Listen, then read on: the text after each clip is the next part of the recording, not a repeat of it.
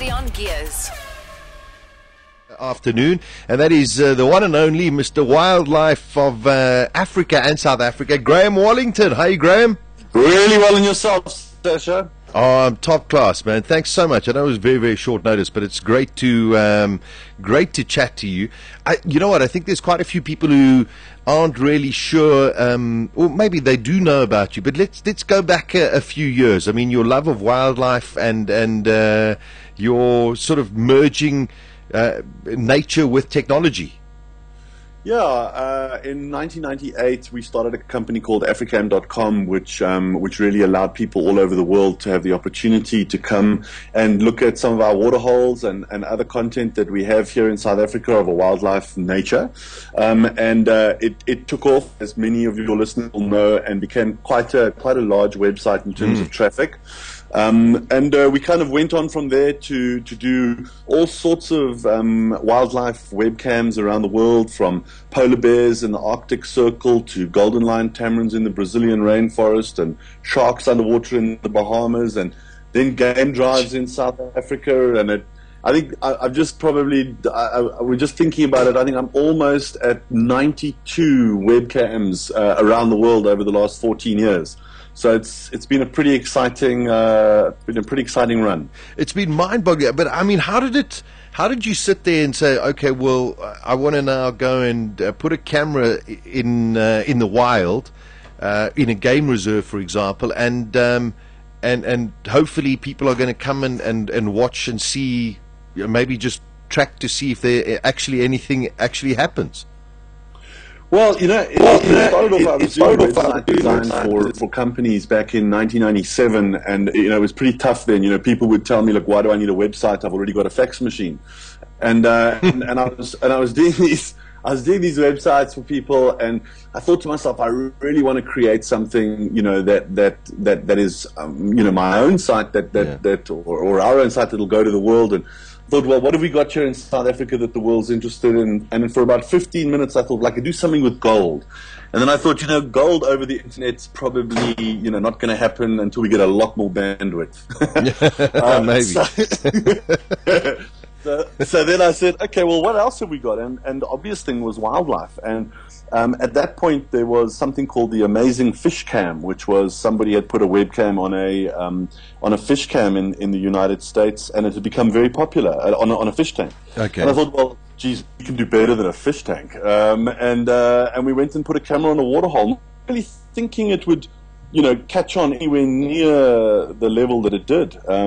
And it just, within a few days, it had, had more than 800,000 visits, and within a few months, we'd had to move our servers out of South Africa because we just didn't have the bandwidth here, and we ended up with like 40 million page views a month back in 1999, which was big then.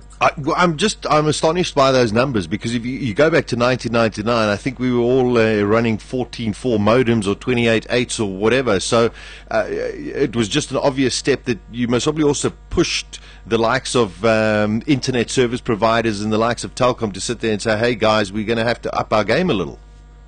Well, we were originally hosted on MWeb, and it was only after a few days that the guys said, okay, that's it, we're not going to carry on hosting your service.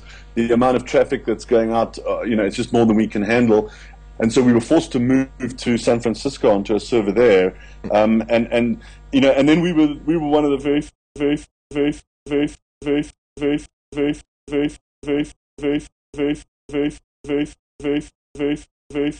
industry. Nobody was really looking at pay-per-view streaming as early as that. So yeah, we've always kind of been pushing the boundaries of what's possible in terms of live video over the web.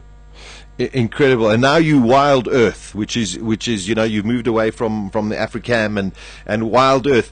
The whole reason, Graham, that I wanted to chat to you is this what seems to be an incredible story about this chimpanzee called Nina. Can you enlighten us a little, because I really don't know too much about it.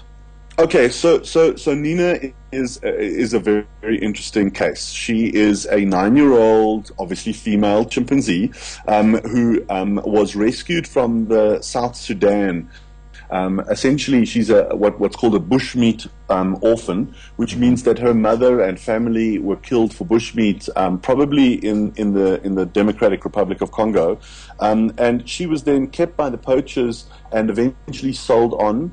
And she's got a little history until she ended up in a town in South Sudan where the Jane Goodall Institute safe house. And she was then recovered, through all the various different red tape you can only imagine, and brought back to South Africa, where she will live out the rest of her life at Chimp Eden, which is Jane Goodall Institute Chimpanzee Rehabilitation Center, just outside of Nelspruit. Okay. And now the thing of it is, though, Sasha, is that it is not it is not allowed to breed chimpanzees in captivity, because obviously these are endangered animals and they should not be bred in captivity because they can't be easily or even possibly at all reintroduced into the wild. Okay. And so all chimpanzees are kept on birth control in captive environments, and Nina lives in a group of, I can't remember exactly, but I think about 12 chimpanzees, and she was on birth control. But as can sometimes happen, Sasha, I've heard.